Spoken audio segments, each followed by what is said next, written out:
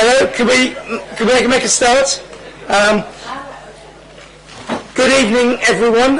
Welcome to today's public meeting of the South West Local Area Committee. It's really good to be back in person and seeing you all tonight.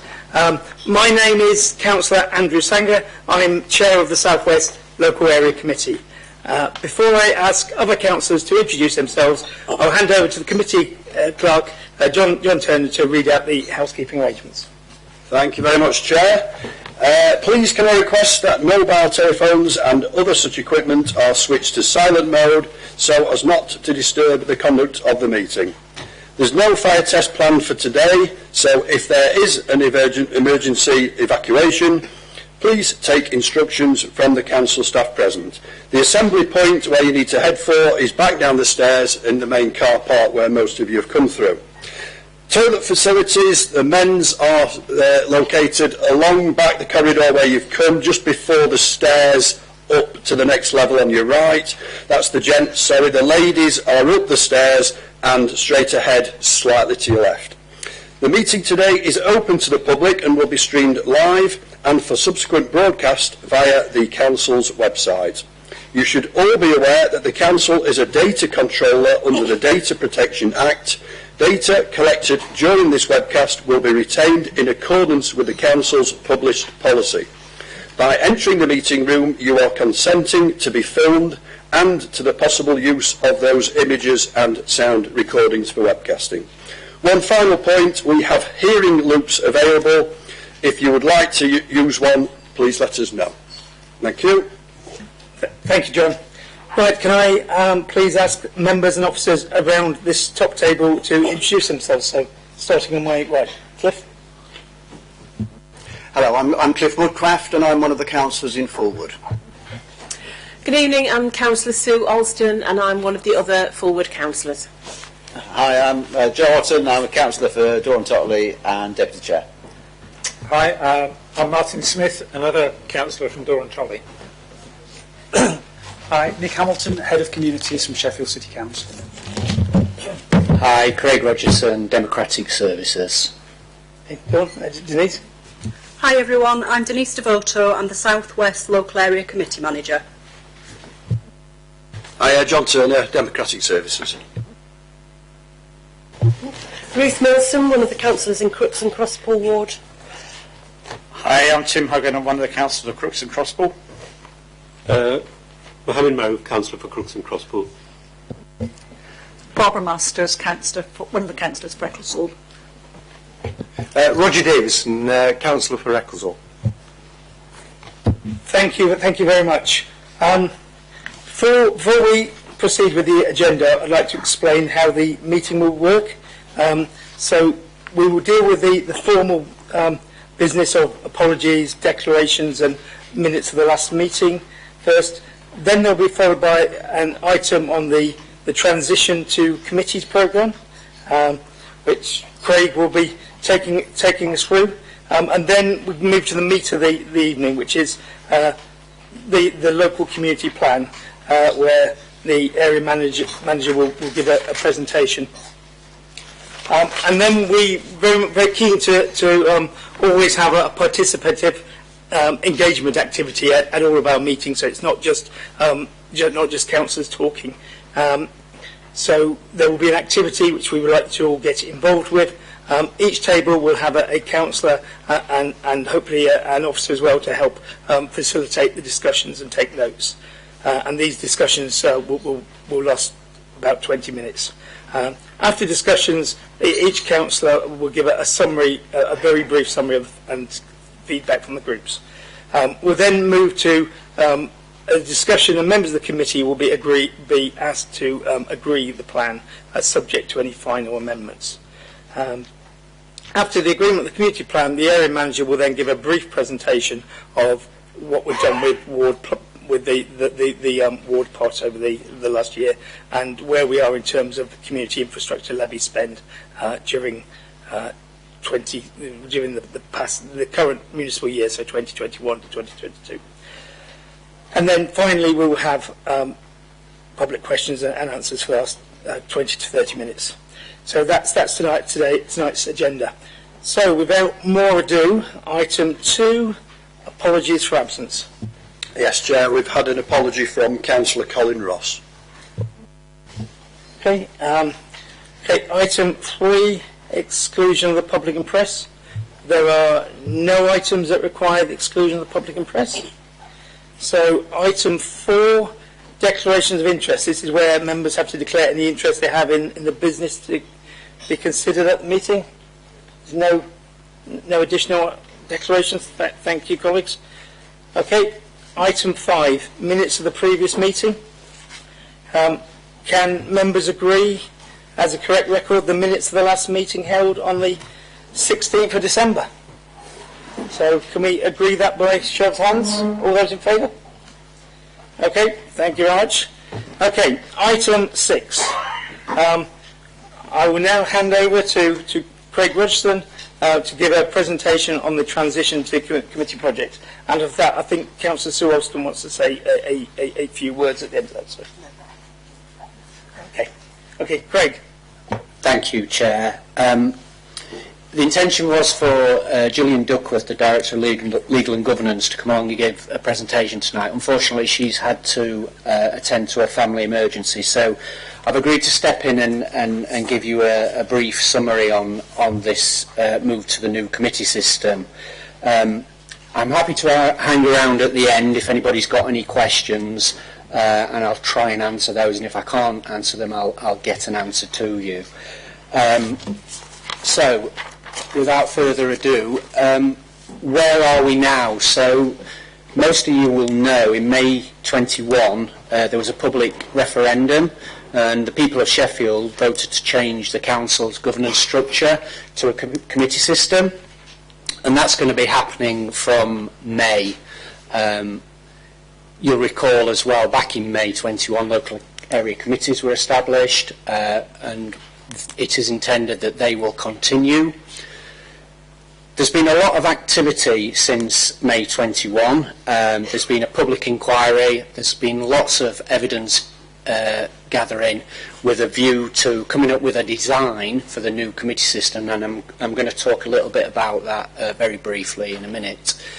I think it's clear what the aim, what the people of Sheffield have asked for, and that is to put the voice of residents at the heart of the decision making. So that design is aiming to achieve that. It's also worth pointing out that the shape of the new system, which hopefully will be agreed next week at Council, that may evolve over time, but there will be a starting point that's agreed next week. So, this is what we have now. We have the full council, the 84 councils, we have various other committees, regulatory committees and the likes, and we have a leader and a cabinet with executive member decision making.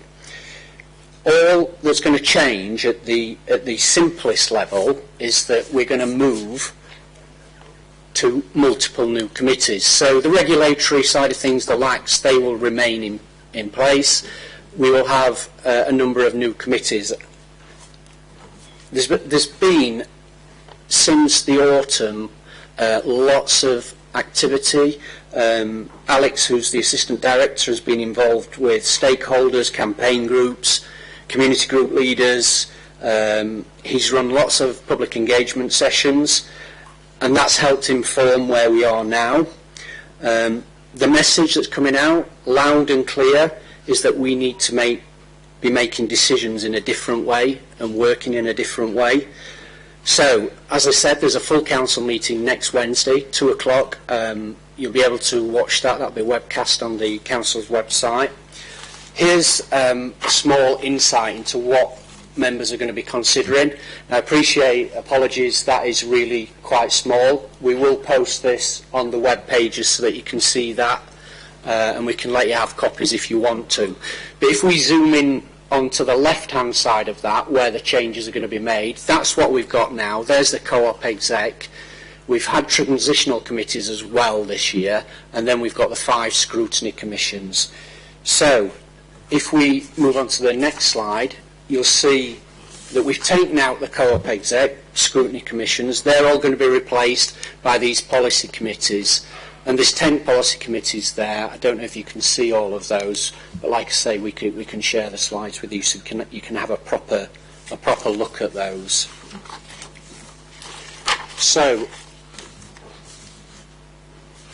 as I said, no co-op exec, no scrutiny.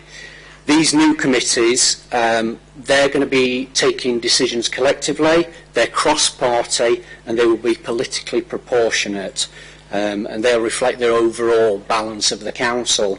So this means that all groups will be involved in the decisions, and there'll be lots of opportunities for political check and challenge. The key message is that all councillors are involved.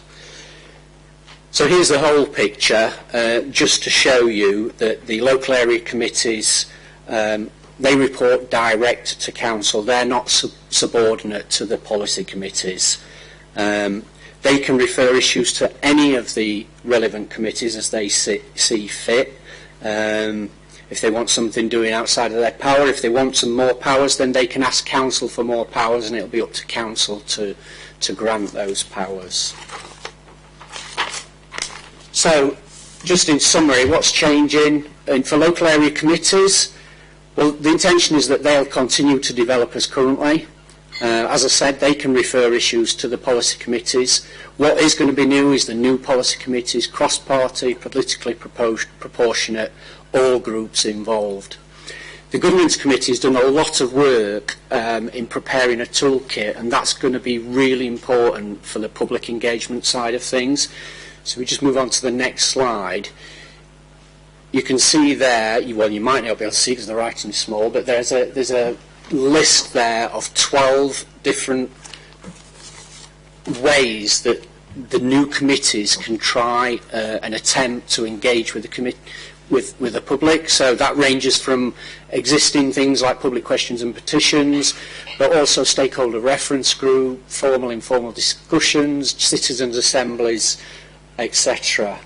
The final slide, I'm not going to go into too much detail, but that's not where it's going to end. There's going to be lots of other consideration on how we can improve public engagement, looking at really what the purpose of that is, who that's with, and how we're going to do it. And it's about embedding it in the way that the council works.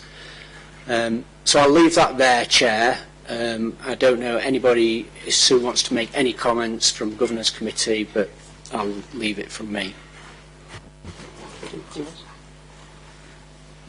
No, I'll just very briefly say, so I've been part of the Governance Committee, as indeed has Councillor Maroof at the end there. So we have spent a lot of time listening to what people have wanted. I'm happy to answer any questions if people have them, if I can help. But the idea is that all the decisions that are taken by council will now involve councillors, as Craig said, from across party, but also that depending on what the decision is, we'll use different ways to try and make sure the public are engaged before the decisions are taken, rather than asking them to look at them afterwards. So it's about engaging people much earlier on in the process, and hopefully that will improve things generally. Thank you. As I say, this is very much for information, but we thought, given the number of questions in September, and as I say, both Alex Polak and Gillian Duckworth were very keen that were very, very keen that it came to all the LAC meetings in March. I think, without further ado, I think we should move on to the meat of tonight's meeting, which is item 7. Approval of the community plan. So I'll hand over to the area manager. Thank you, Chair. I'm not going to go through the community plan in finite detail with everyone this evening, because there are too many pages in it. But what I would like to say is that in your on each table there is a pack of reports, and it has a copy of the plan. And also a copy of the Southwest LAC consultation and engagement report. Basically, the plan has come together, and the content has been brought together from the results of the citywide consultation that we did last year. feedback that many people gave us at the January online event, and I know many people in the room here did attend that event, and we felt it was really well received, and we had a lot of good feedback. And we've had further feedback that we have received in writing up to the end of February. So as I say, I'm not going to go through each slide and page in the plan, and the links have been circulated before, so I'm hoping some of you will have had a chance to have a look at it. Just to mention with regards to the consultation and engagement report, that compiles all the results of the survey that we shared with you in January, and it also compiles all the ideas that we've considered. It also advises if we've taken them forward into the community plan or if we've not. And if we haven't taken it forward into the plan, we've explained why we've been unable to do this. And as we've shared the information at the January online event, I'm not intending to go through that report again. But obviously, if anybody has any questions about it, please do ask. In terms of questions about this particular presentation, could I ask you to either ask them in your breakout sessions with the officers and the members that will be on your tables with you, please, or as part of the public questions at the end of the meeting? Okay. Would you move to slide 2, please? Thank you. Okay.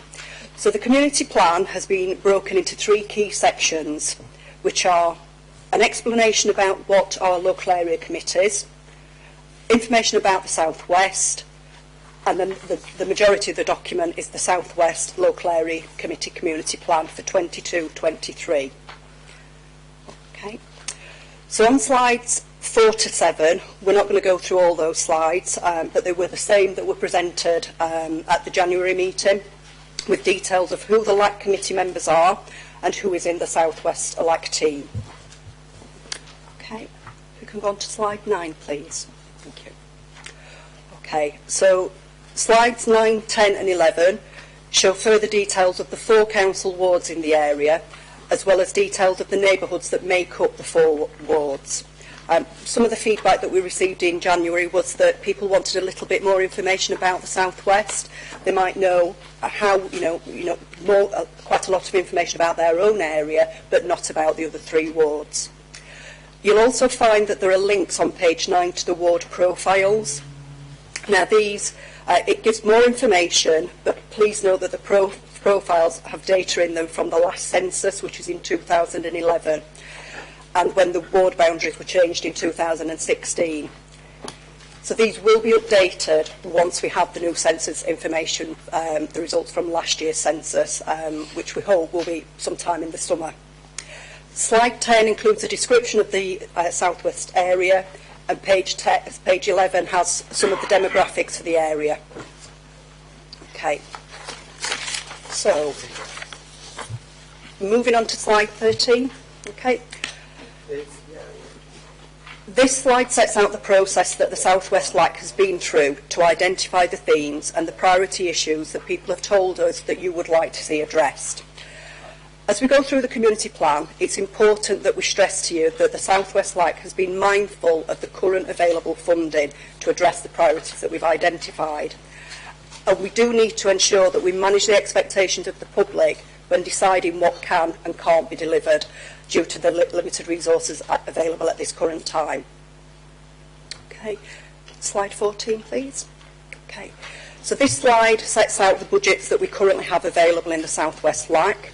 We have the initial £100,000 budget that was allocated last year towards addressing some of the priorities set out in the plan, and it will also cover some administration costs such as venue hire for public meetings and any communication works we may need to undertake in respect of the LAC, etc.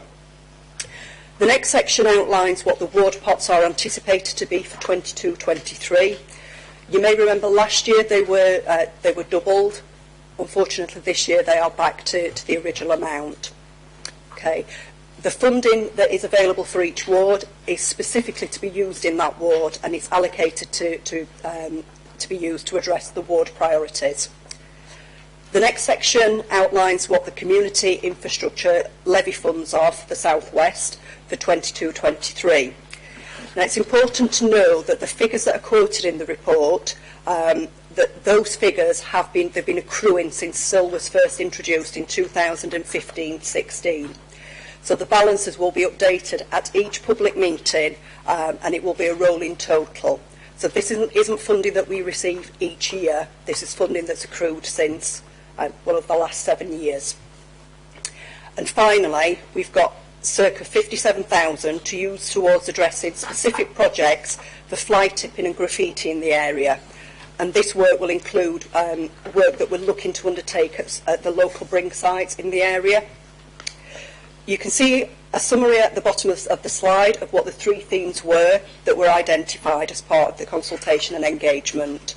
These were transport and highways, local environment, and community and neighbourhoods. Slide 15, please. Thank you. Okay. Slides 15 to 29 contain the detail of the plan. And again, because of the amount of time that we have available and the length of the document, we're not intending to go through all of the pages. But they outline the frequent issues that you've told us you want to address as part of the community plan. For each issue, we've identified what action we will take, what we expect the outcome and impact to be, and what resources funding-wise that will be utilised to deliver those actions. And finally, who the lead officer, organisation and service will be to deliver the actions set out. The main thing to note is that we haven't set timescales for delivery. This is because the South West LIC will address as many of the issues that we can with the resources allocated.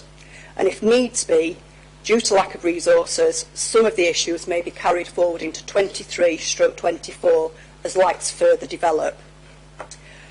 After the public meeting, the team will be working with lead services and stakeholders to develop a delivery plan and identify which issues and priorities will be dealt with first.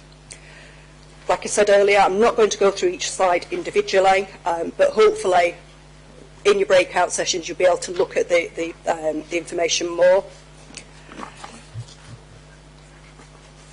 And hopefully you've got an idea of what thoughts and comments that you would like to raise with us, and anything that you would like to raise with your members and the officers in the sessions.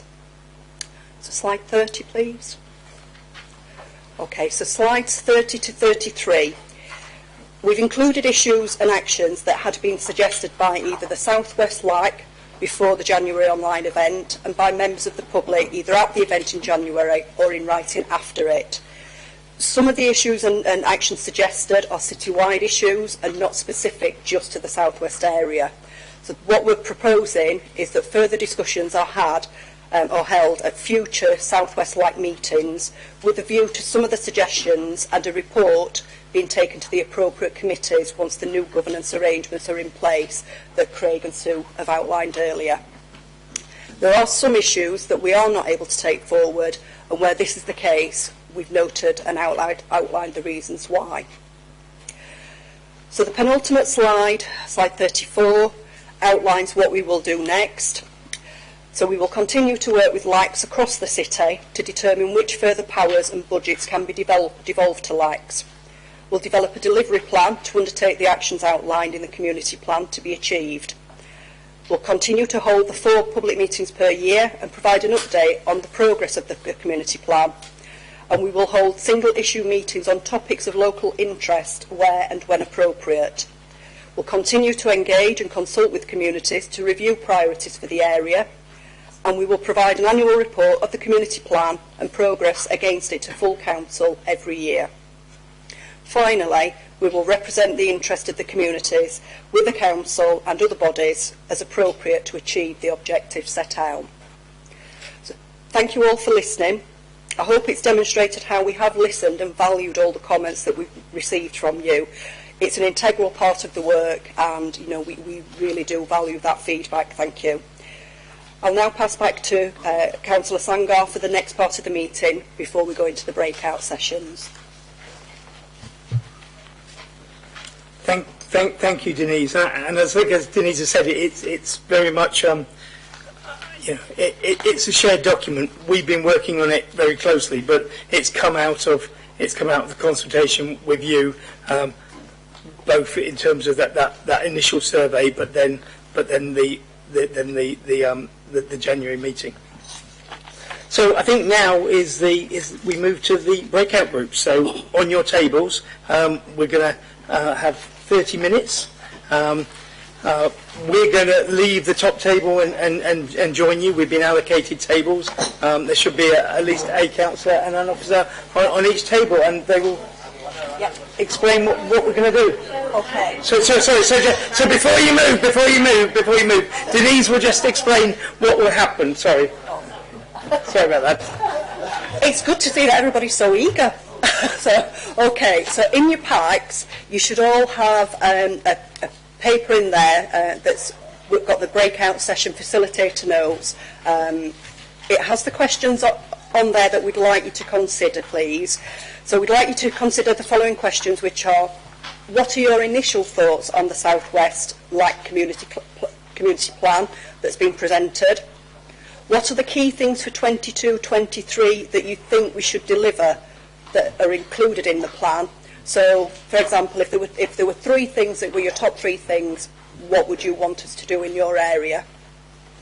And also for you to consider, how would you like to be involved in delivering some of the actions? So, for example, would you like to be involved in such as the Community Speed Watch, a community recycling scheme, a community renewable energy project, or the intergenerational work and activities that we are looking to do across the area? Okay, so we're now on 7:30, so if we reconvene at 8 o'clock? Yep. So reconvene at 8 o'clock. So move to your table, designated tables now. Thank you. Interested in commitments to active travel, the need to review the possibility of new pedestrian crossings, very supportive of safer routes to school so that more children can walk, cycle and scoot to school. And there was the issue of abuse of lollipop people, and how do we stop certain drivers abusing crossing people. So we moved on to key things. We talked quite a lot about 20 mile per hour zones and about the need to make sure that those happened, that we needed to move away from being an aspiration to being delivered. We talked in particular about crossings, and we talked about ones which we might be able to look at in terms of the South West, but also where there were other funding streams, and we were particularly talking about where the round walk crossed roads, where at the moment there's no crossings, and we know that the South Yorkshire Mayor's Office, we know that's on their scheme of projects they're meant to be looking at. So we need to, as a LAC, we need to find ways of levering in other money other than just the council money. We talked about, and then as we moved on to how the community can deliver, because it's not just about the council delivering, it's about the council empowering local groups. So we particularly talked about Speed Watch, about the need to get the community to help in terms of gathering some data in terms of where traffic is going faster, whether it's faster than 30 or faster than 20 in terms of 21-hour zones. And then we talked quite a lot about recycling and what the community could do to add to what the council was doing in terms of the Veolia contract. So it was about making sure that there were other things that could be recycled if the community and we talked about an example from Melbourne in Australia where they put things out on a day a month and they swap things between households. So more about community-led initiatives in terms of recycling. So, and then finally we talked about intergenerational work and why can't we get older people into schools to pick up IT skills, and the general challenge we've had as elected members in terms of getting the youth opinions in terms of this plan and making sure that we're covering all age groups. So that was sort of the discussion we had on table 1. I will hand over to table 2. Table 2, thank you. Right. Basically, I think we agreed here that on the whole the plan was very good, very comprehensive. All right, covered most of the issues. If anything, it would be the priorities that the people here would raise up the sorry, I'll try again. The priorities would be different in this group. Now, basically, inappropriate parking, yes, the travel came up a lot, it always does. In certain places, it is not just inappropriate parking on pavements, but the fact that it actually makes movement between desirable places very, very difficult. So we covered that quite extensively, I think. We want more action to enforce illegal parking, because even though the legislation is there, you don't park on double yellow lines, you do not park over the whole of the pavement. Without enforcement, it doesn't matter how many lines we put in, nothing's going to happen. So most people here were from a particular estate, but the issues for the estate actually are quite common across Sheffield, not just this lack or just an estate. Need activities to engage people of all ages, youngsters, when the makeup of the estates changes, so that whereas it was 60 plus before, now you've got families, there's no provision in place for the younger children, there's no provision in place for teenagers. Even then, sort of, if vulnerable people are put on estates, without support, they cause problems for the residents. So basically, people here would like to see focus on activities to engage everybody that lives in the area. So that touches on sort of, community involvement as well. And again, road safety. So antisocial behaviour. Yes, I know that it's identified and addressed in a few places, but it needs a concerted effort to make sure that it is stamped on and people are engaged so that it doesn't become an issue or the issue is reduced. The LAPs are going to introduce youth workers at some stage to help with prevention, but it's not just the youngsters. It's all age ranges at some stage need the extra support, need the facilities, and this is where a community hub would come in. Community hub needs sort of volunteers to run it, so that's community engagement. We want volunteers to actually get involved, to welcome new people in, to create these communities, and I think that's quite resonates with a lot of people here, right? But you do need the rooms. Right. Oh yes, and then of course we mentioned recycling, because that's a key thing. What types of stuff can you recycle? What happens to what is allegedly recycled? So I'm going to sort of, I'm going to be given some questions to actually ask Veolia about, because it's no good being told you can recycle things, but all ends up sort of, in a landfill or in the incinerator rather than going to its proper destination. And to encourage people to recycle, it's raising awareness, also sort of trying to encourage more people to buy unwrapped food, whether it's in the supermarket or whether it's sort of in special shops. Then we went on to renewable energy. Now, and that's a passion of mine, so I've got to be careful what I say, but basically it's looking at ways that we can become self-sufficient as communities. And I don't know whether to actually mention my pet project, but there's a lot of research being done out there, and I think it's a case of tapping into it and using sort of Sheffield Renewables as well, which is the source. Okay. Thank you. Thank you very much. I'm conscious of time, and myself and Barbara can both talk for England about these things. So shall we try and get shorter contributions from now on? So table 3, Councillor Cliff Woodcraft. Hi, thank you, Chair. So, we too commented on the wide range of topics, the range of stuff that we were trying to do.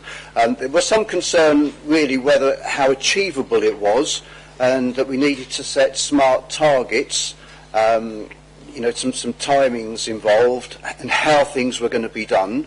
It was noted that it was very people-centric, nothing wrong with that, but also we need to take into account some of the environment, like, for example, we have these wonderful parks and beautiful valleys in this part of the city, and not enough is being made of that issue, that to keep those in good condition and to develop them if necessary.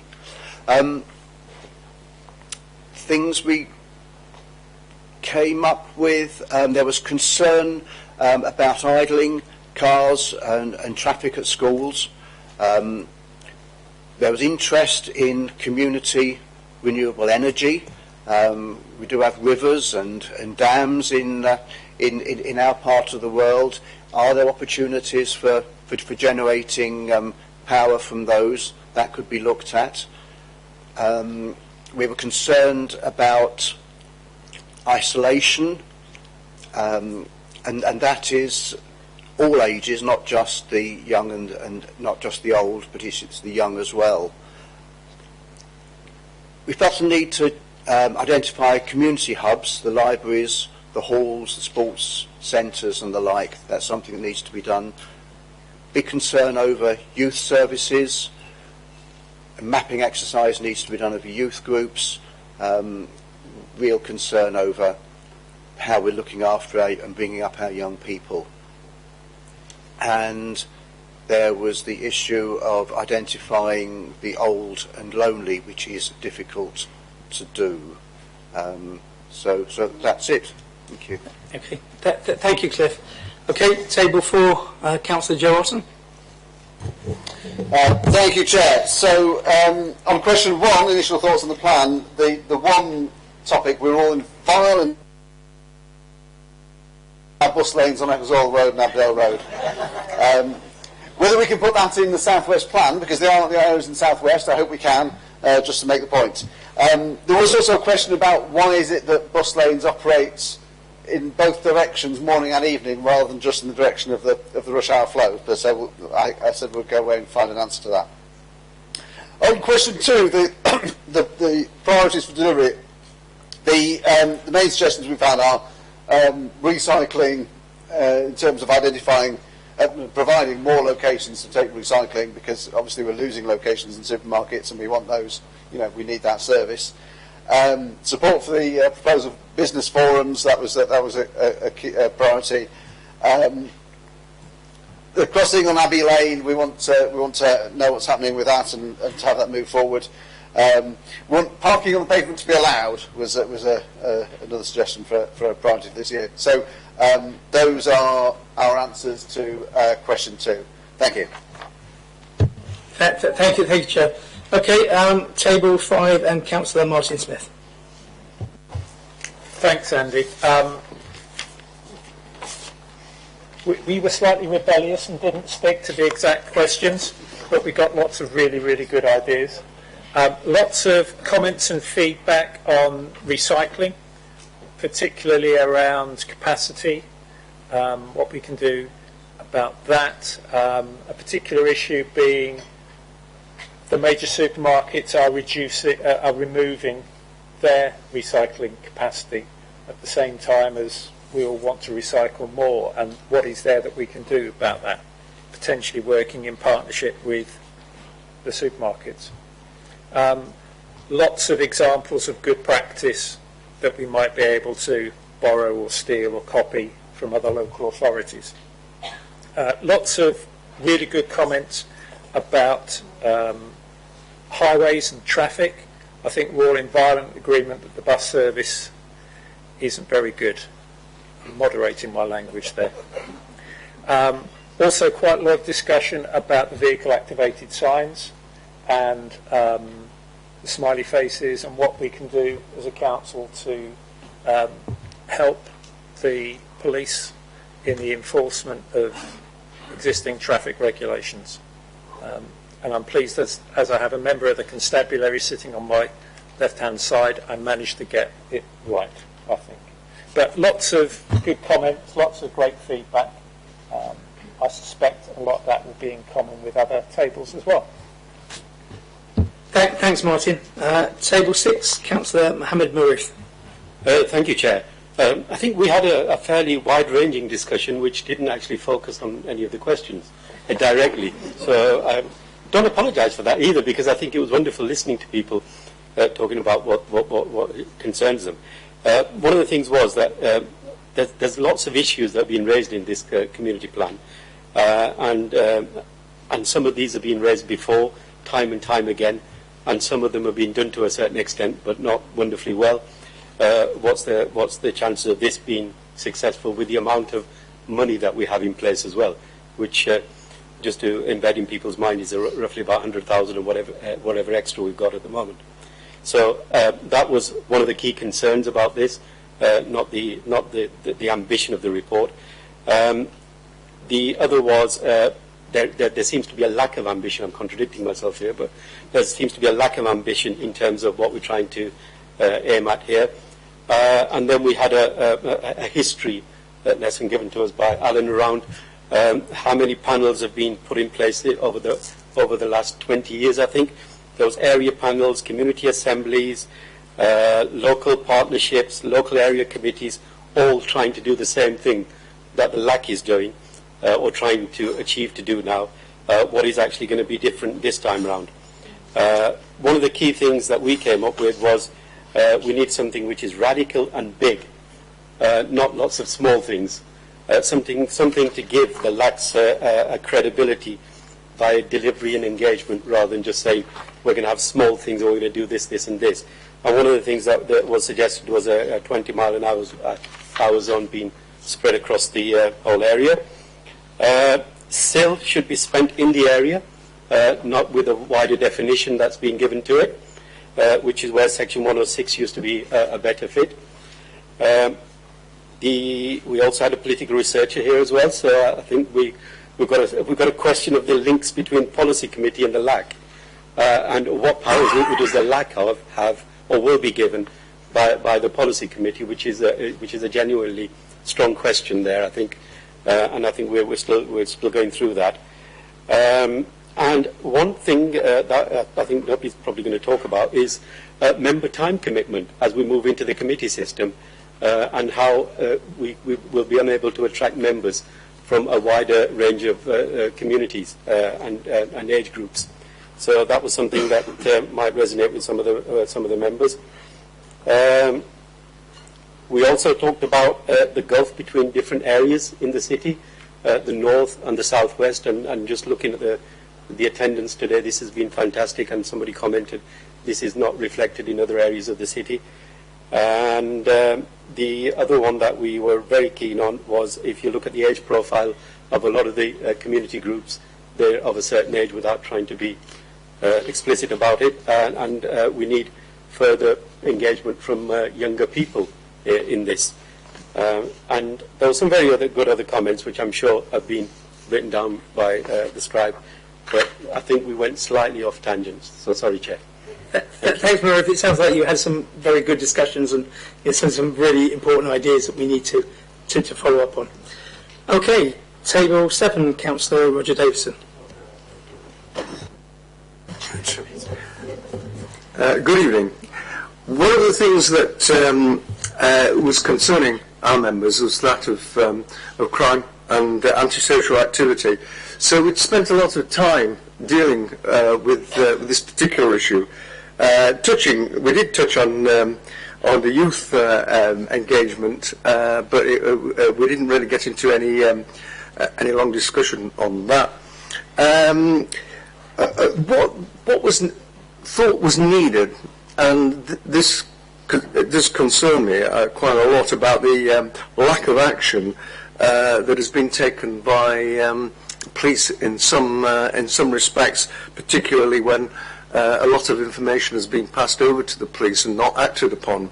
So it's the implementation, or satisfactory implementation of the kind of fines that or outcomes that people are requiring. We're not seeing the action, or they're not seeing the action that they expect. And I have to admit that I've seen some of that in action myself. So we do need greater cooperation from the police, and we know that the numbers will be increasing shortly, but there will be some inexperienced officers coming on the scene as well. But we're hoping that the improvement in there is a shortage, by the way, of detectives, and we're hoping that there'll be greater training in detective work, so that some of the brains coming out of the universities will be attracted to join the police force and be investigative policemen. So that that is future. But even so, there is a concern that when intelligence is offered to them, it's not being properly investigated. Things like speeding too. We've got speed cameras, but apparently that some of them don't work or are not working at the present time. There was some consideration that the SIDS were actually offering better value and did slow traffic down. So we were asked, what can we achieve as local area committees? We've got small budgets, but it's also a partnership, and we do feed in the information to the committees that will make policy for the city. So it's very important that we do try and get as much information across to the right authorities as possible, and try and make sure that action is taken where necessary. Fly tipping is another issue that was brought up. I don't know if I mentioned that earlier, but that was also brought up, and even to the extent of finding the address of those who'd been responsible for that fly tipping, and yet the police haven't followed it up. So we must make sure that there is critical analysis, and that indeed there is scrutiny of what we expect from the police force. Thank you. And could I just add? Yeah. One of the other things in the discussion was it's key that we have a critical path in terms of what we're actually proposing in terms of delivery, and also in terms of feeding back. It's a very ambitious plan, but the discussion was, well, what are you going to do, and want to hear in terms of what you've actually delivered.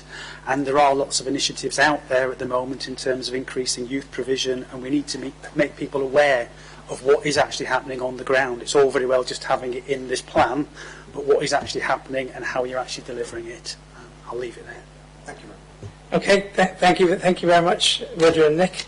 Okay, table 8, Councillor Ruth Milson. Thank you. Yes, we started by, people commented that they thought the plan was good and that community engagement had been good. So that was a nice positive start.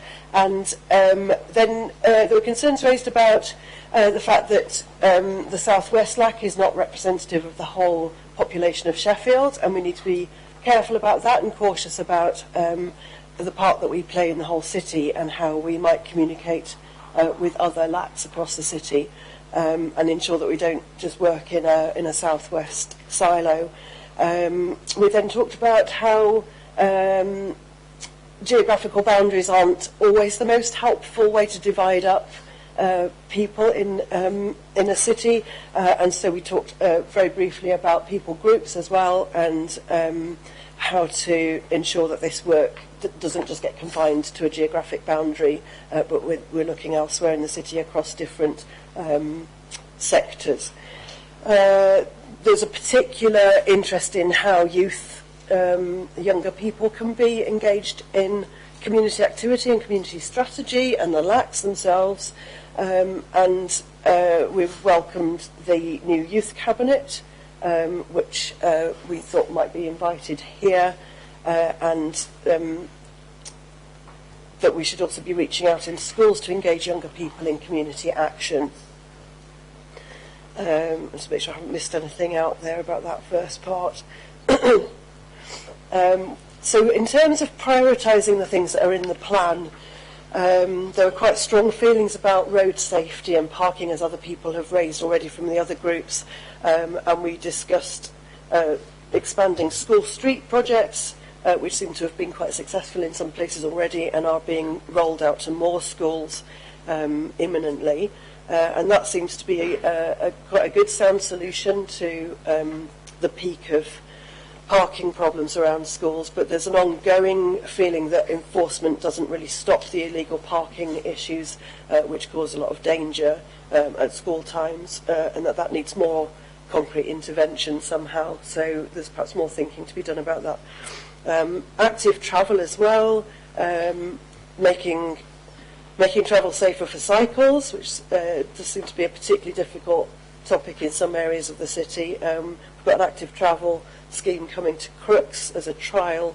It'll be very interesting to see how that goes in terms of helping people feel safe on bicycles. Dog fouling as well came up. I don't think that's been mentioned by any other groups. That's a little unique point we can contribute there. So dog fouling and how to deal with that. And again, just worries that current interventions don't really solve the problem, and that putting up more signage, as we've said in the plan, won't necessarily solve the problem. So again, a more considered approach, and perhaps some punchier interventions needed on that one to find a solution. Any ideas welcome on that, by the way.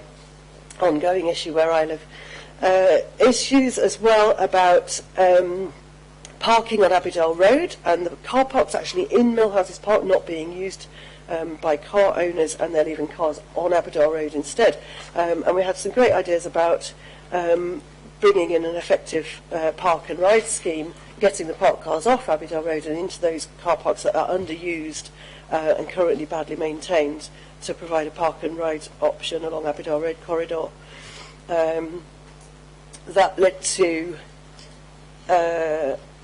frustrations about facilities in the parks as well that are perhaps underused and poorly maintained, and something that needs looking at, so we're really maximising the use of our facilities.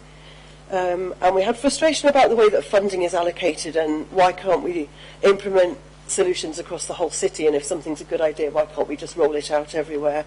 And I have to say, you know, as an elected member, I think about those frustrations on a daily basis. And currently there aren't particularly solutions to that because of the way that funding is allocated to local authorities, but we do perhaps need to think about the question of how creative we can be about the funding we get. People are enthusiastic about getting involved in particularly community recycling and community renewable energy projects, that's quite exciting if we've got people who want to be involved with those. And I missed out recycling, but other people have mentioned that, and the issue of bring sites being taken away, and that we need to liaise more with places that could host bring sites and ensure that they are there for people to use. And one little personal thought from me is that at all these events, you're very conscious that we've got a lot of experts in our midst on all these topics, and so it's just absolutely vital that the channels of communication for everybody are wide open, and that's something that personally I have a really strong feeling about for the LACs, that at any time of the year, not just at these public meetings, those doors need to be open, and so people should feel encouraged to send their ideas forward and know that they're going to go somewhere. Thank you. Okay, thank you very much, Ruth. It sounds like you had lots of very good discussions on that table. Table 9, Councillor Sue Austin. Thank you, Chair. I think quite a few of the things we touched on have been mentioned already, but I will just go through the sort of things we discussed. So a lot of our discussion was around young people and the need to provide things for sort of the teenage age range in particular. So we talked about the need for more groups, more opportunities, activities for them.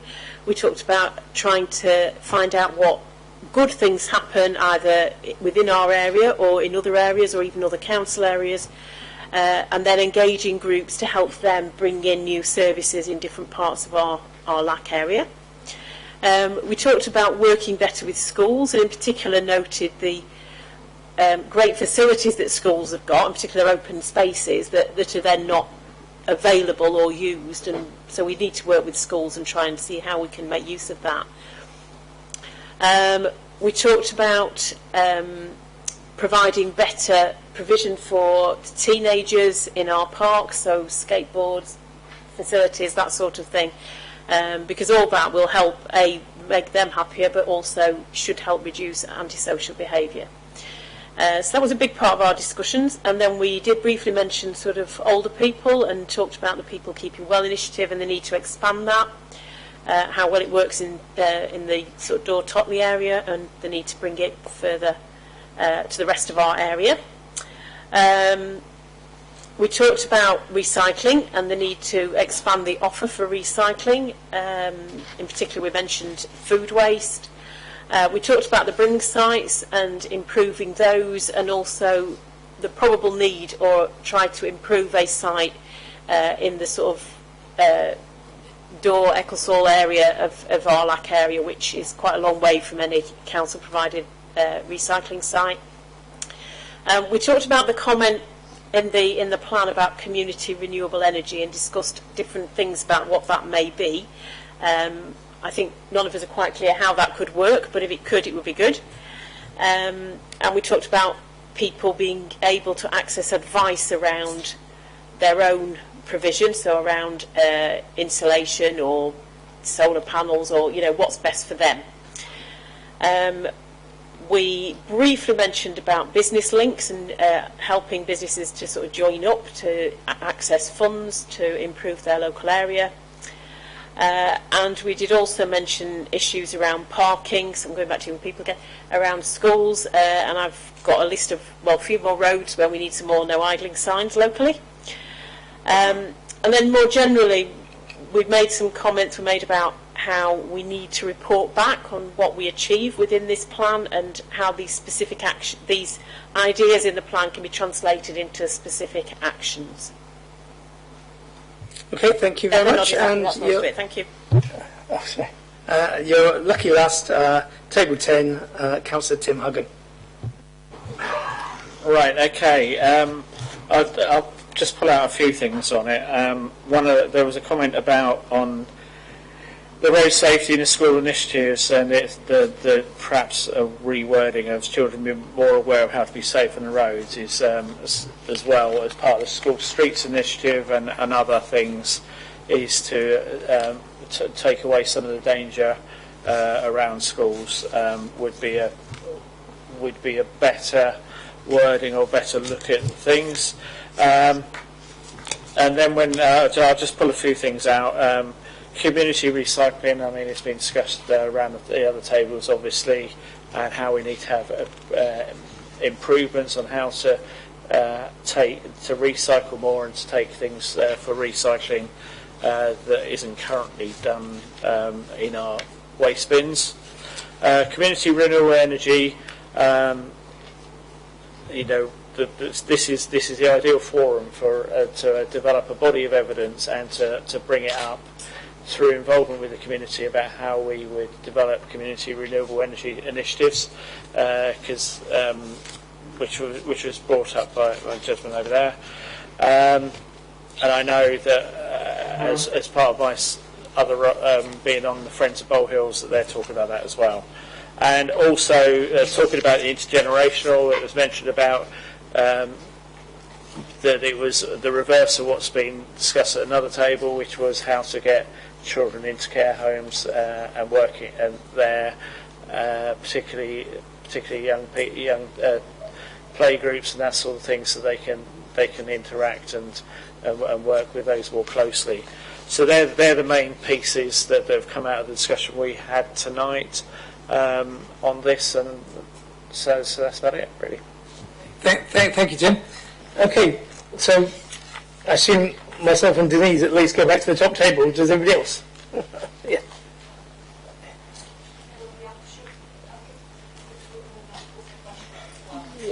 Okay.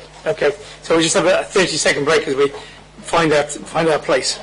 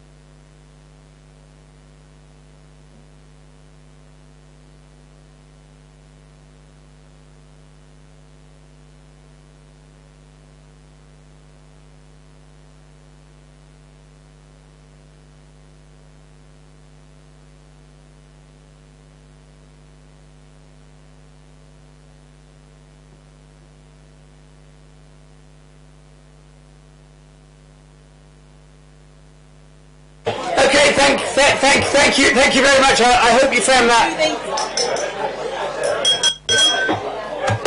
Okay, if we could just take our seats. And that was really useful, that discussion and that feedback, and the fact that different tables discuss different elements of the community plan. But I say very keen that it's a shared document between the council and the public. So I thought that was really useful.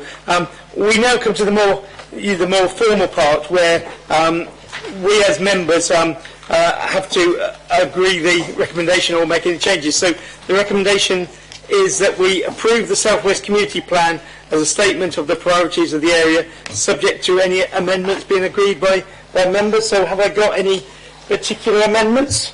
Councillor Upton. Chair, if it's appropriate, I'd like to add that we don't want 24-hour bus lanes on 12-hour bus lanes on Exhall Abbey Road, if that's something appropriate to the South West Plan.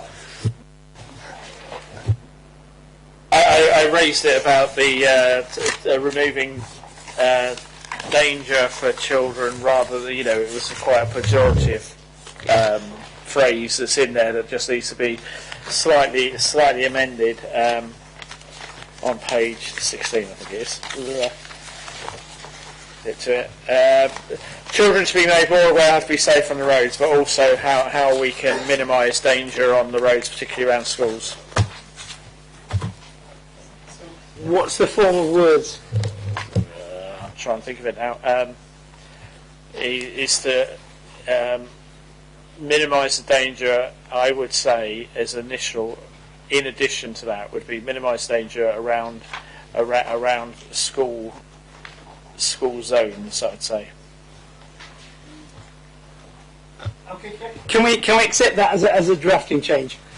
I think in terms of the bus corridors, I think the challenge we've got two challenges. We've got the challenge that clearly part of the bus lanes are in another lack, because and the other point is it's already actively being discussed by the council. The petition has been presented, so I think we note the comment of that table, but I think it will be discussed in other places that will make a decision. So I think we note the comments on the table rather than putting it in the report at this stage. So with that drafting change, can we agree the point? So approve the plan, authorise Community Services Manager to produce a final version of the document, incorporate the discussion we just had, and notes that future LAC decisions relating to funding should fit with the priorities set out in the community plan and following engagement with the community. So can we agree that with a show of hands? Thank you very much, colleagues. Item 8, and I'm aware that we said we were going to finish at 9 o'clock, so we will go through this fairly briefly. So, update on ward pots and community infrastructure levy fund. Okay. Denise. Thank you, Chair. Okay, so it's a very brief report on what the South West wards have funded through the ward pots or the community infrastructure levy funds in 21-22. Slide 2. Thank you. So both types of these funding can only be used on ward-specific projects and not the South West wide projects. To explain briefly what the funds are able to be used for, the ward pots are the councillors' ward pots and aim to support stronger, successful communities by making grants available to local voluntary community and self-help groups. The funding allocation is linked to deprivation levels, and further details on the application process can be found on the link that's in the copy of the presentation in your packs. SIL funds, the Community Infrastructure Levy Funds, is a planning charge and was introduced by the Planning Act 2008 as a tool for local authorities to help deliver infrastructure that supports development in the area. Further details again can be found on the link that's in the presentation.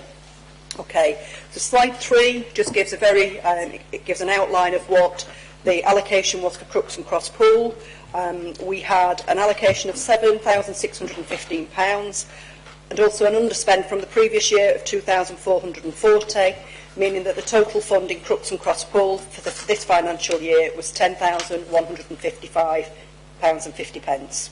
The councillors have funded a variety of activities, such as Crosspool Junior Football Club to help provide a team shelter, Crooks Bowling Club to provide regular bowling events for a wide range of age groups, a friendship lunch through Age UK for 50 people in Crooks and then 50 people in Crosspool, so two separate lunches.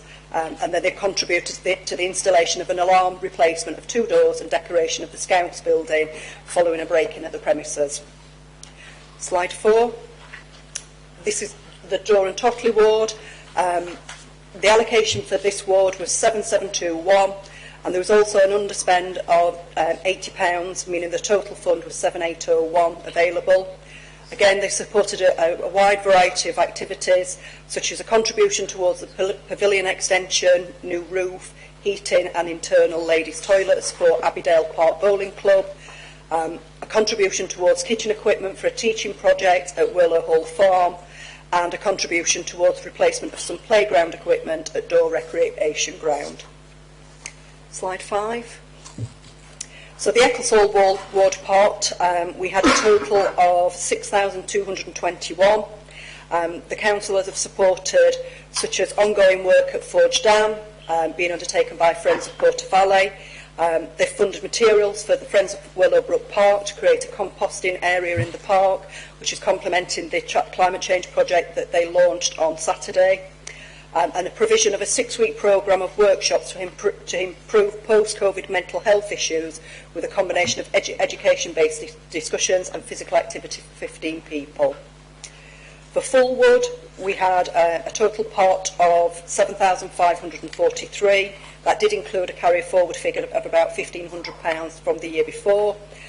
They've supported Step Out Sheffield to run weekly health walks in the community, purchasing a pole cutter to support conservation, volunteers and training costs for Friends of Porter Valley, and they've made a contribution towards the Community Hall PA system and associated lighting and amplification for Hallam Youth Community Association. Slide 7. In terms of the SIL funds, we had an initial amount of 18,883, and the amount of funding that we have to carry forward, there are 2 applications in the pipeline for double yellow lines that are being installed on Fosdale Road, and some repairs to a speed indicator device. So the amount that we will be carrying forward, I just need to check that figure, for Ecclesall is 15,591. Apologies, I think there's an error on that presentation. It will be corrected for when they're uploaded to the website. And then finally for Fullwood, we had 22,912 at the start of the year, but we've had applications totalling 5,751, and they funded such as a speed survey, an analysis on Redmyers Road to see if it's recommended to reduce the speed limit, again repairs to a speed indicator device, to relocate the speed indicator device so the speed analysis could be done, and they've had £4,000 that's gone on to support the ongoing project at Forge Dam. Crooks and Crosspool have 1 application in the pipeline, which is again contributing towards the break-in at the Scouts Hut. So their pot that they will be carrying forward is 18,883. And then finally for Door and Totley, their balance that they will be carrying forward is 21,106. There are no pending applications in the pipeline, but the intention is to use some of the funds to purchase a new vehicle activated sign, which will complement the ones that are also going to be provided by the Road Safety Fund.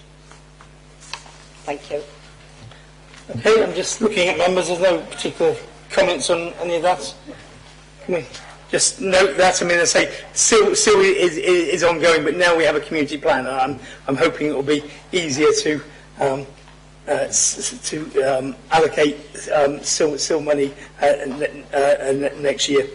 Okay, it is 10 to 9. We move to item 9, So we have received 6 questions in advance, and I think as I go through them, if the person wants to ask a very brief version, but I say I am very keen to wrap this meeting up. So the first question was from Tim Hodgson. This is talking about ongoing parking problems around Notre Dame School on Forward Road and Riverdale Road. I don't think Mr. Hodgson's here, so I think we will get him an answer. The next one, I've got a long point from Mr. Christopher Pinnell. Is it a question or was it more of a comment? I'll leave it. Okay. Okay, we'll make sure you get an answer. I know you've had an answer. The next one is Mr. Alan Cooley. Do you want to ask a short question, or are you happy that you're going to? There's a dialogue going on, and we will answer your questions. Is that okay? Well, I'd like an answer.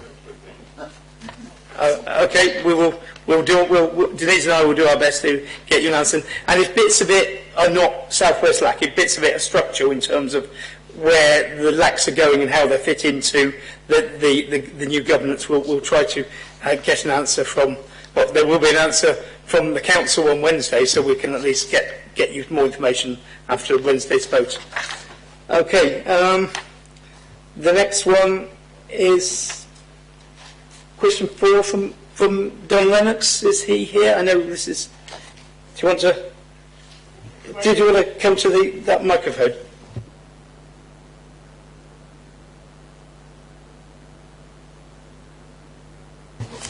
Thanks. The Council recently considered a report about adult and social care, updating the changes which are proposed. It refers to a new model of home care which is planned to be neighbourhood based. I just wondered what that meant for the southwest area. I appreciate that there's a number of issues which have been identified in the local plan to do with working with the People Keeping Well team, increasing the use of community assets, encouraging volunteering and loneliness, none of which we discussed in our group. But if there could be an answer from the Director of Social Services, or whatever his proper title is, that would be appreciated. Thanks. Thank you, Mr. Lennox. I mean, we do have an answer from Chris Boyle, Commissioning Officer in Adult Social Care, and we'll get that to you in the next couple of days. I'm just trying to think, can I summarise that? Yeah. We will get it in the next well, I've got it here. I'm just worried about reading it to you because we're going to take 10 minutes to read it. Okay. But it is here. So it's from Chris Boyle, Commissioning Officer. So it's not from the Director, but it's from the next level down. Okay, the next question. And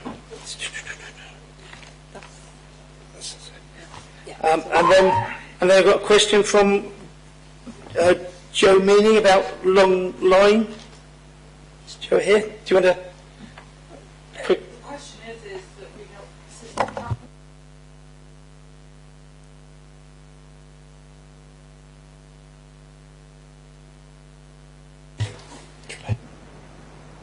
We don't need the answer today.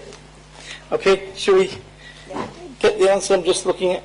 Does anybody want to say anything? I'm just looking at. Do you want to talk to a couple of colleagues? Sorry? One of the local councillors, so have a chat afterwards. I'll give you the information that I've got. Thank you very much. So I think, given it's 5 to 9, I propose that we close the meeting. I think it's. Oh, sorry. I have time for one more question. So come and ask a question. Mike Hudson.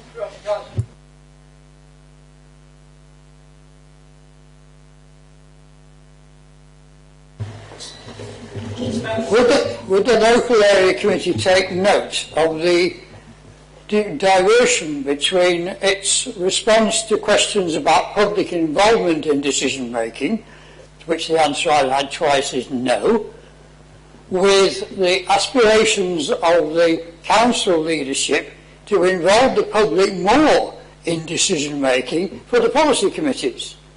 And how could this dilemma, well, that's the word, be solved?